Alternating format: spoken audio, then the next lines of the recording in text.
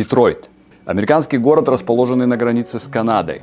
Считается автомобильным центром Соединенных Штатов Америки. Именно в этом городе появилась автомобильная концепция «машина в каждый дом», «машина каждой семье». Здесь же Генри Фордом была основана компания Ford Motors. Но не только автомобилями известен город. В период сухого закона именно через Детройт перевозили более 75% нелегальных горячительных напитков. Также этот город – родина напитка крем-сода. Самый популярный рецепт этого напитка вышел в газете Michigan Farmer в 1852 году. По данным на 2021 год, в этом городе проживает 630 тысяч человек. В последние годы он входит в десятку самых опасных городов страны с высоким уровнем преступности. А когда-то Детройт был 4-м по населению городом США сразу после Нью-Йорка, Лос-Анджелеса и Чикаго. В середине 50-х жизнь в этих местах била ключом. Улицы были переполнены людьми и застроены небоскребами и частными особняками. Здесь проживало почти 2 миллиона человек, но позже город стали покидать сотни тысяч жителей, и он стал умирать. И превратился в пример трансформации некогда процветающего мегаполиса в урбанистическое недоразумение. Как это произошло?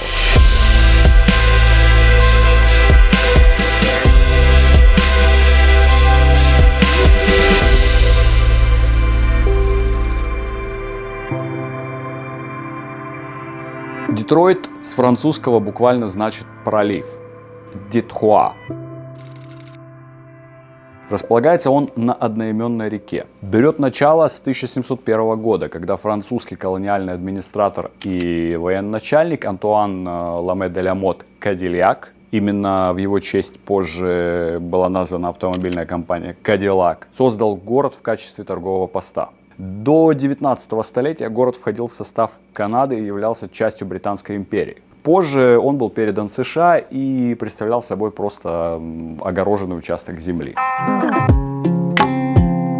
За пару веков городу удалось расцвести настолько, насколько это было возможно в те времена. Детройт был весьма удачно расположен, и благодаря своему транзитному значению ему удалось стать крупным индустриальным центром с современной и дорогостоящей застройкой. Обладать здесь офисом считалось чем-то очень престижным. Так называемый «золотой век» города пришелся на конец 19-го, начало 20 веков. Тогда же было построено множество зданий и особняков с роскошной архитектурой.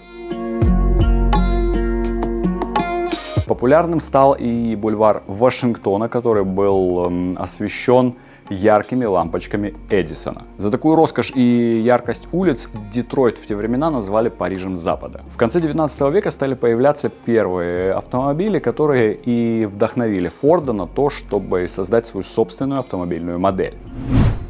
Детройт превратился в автомобильную столицу как раз благодаря заводам Форда, братьев Додж, Дюрана, Пикарда и Крайслера. После появления в городе автогигантов население возросло в 5 раз. В те времена в Детройте проживало уже 500 000 человек. В 20-е годы 20 века в городе стало появляться все больше автомобилей для личного пользователя. Так, Западный Париж становится одним из первых городов, в которых начали строить сеть скоростных магистралей и развязок. При этом система общественного транспорта не развивалась, а только ухудшалась. Тогда активно рекламировали личные авто, а общественный транспорт и вовсе считался средством передвижения для бедных.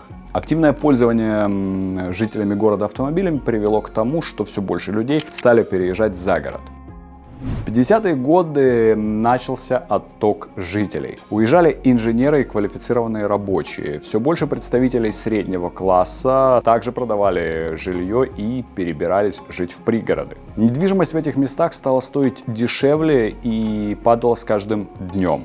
И так как из города уехали в основном платежеспособные люди, Детройт столкнулся с финансовыми трудностями. Остались в основном жители, еле сводящие концы с концами. Те, кто жил на пособие или работал по низкой ставке. В большинстве это были иммигранты, наплыв которых случился в период войны. И так как во многих городских районах начала процветать бедность, вместе с ней начала процветать и преступность.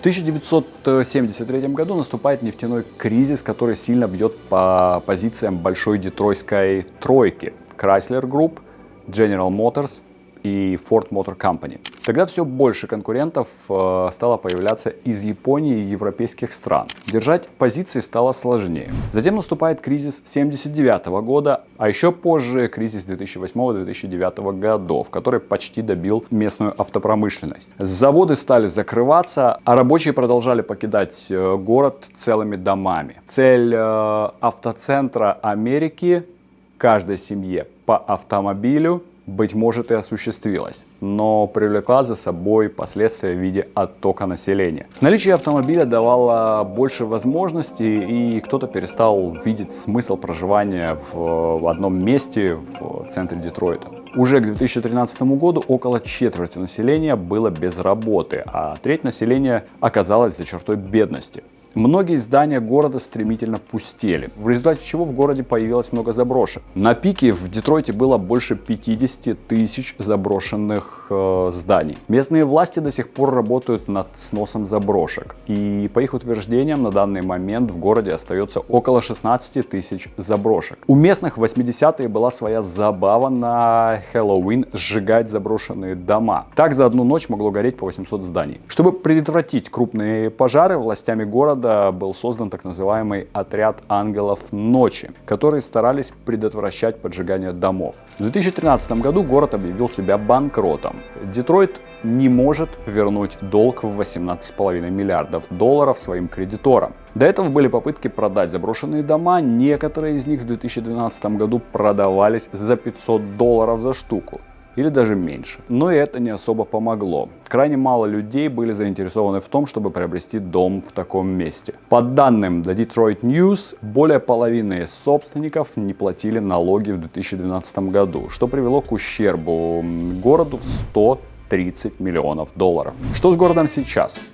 Несмотря на упадок, в Детройте до сих пор находится штаб-квартира General Motors, а в пригородах штаб-квартиры Ford Motors и Chrysler. Центр города заселен не сильно, но здесь уже безопаснее, чем было раньше. В город было вложено $210 миллионов на модернизацию системы освещения. В 2017 году после длительного перерыва на детройтских улицах снова стали ходить трамваи. Здесь была построена арена Little Caesars, где теперь могут проводить спортивные мероприятия и концерты. Сейчас Детройт славится не только автомобильными выставками, но и устраивает музыкальные фестивали. В город немало вкладывают бизнесмены-богачи, пытающиеся заработать на дешевой недвижимости. Миллиардер Дэниел Гилберт, владелец ипотечного банка Quicken Loans и по совместительству уроженец Детройта, приобрел несколько заброшенных зданий с целью их восстановления. Он также перевел в город 12 тысяч своих сотрудников. Вслед за Гилбертом поддержку стали оказывать и другие компании. Ford приобрела заброшенное здание вокзала, где планирует разместить исследовательский центр.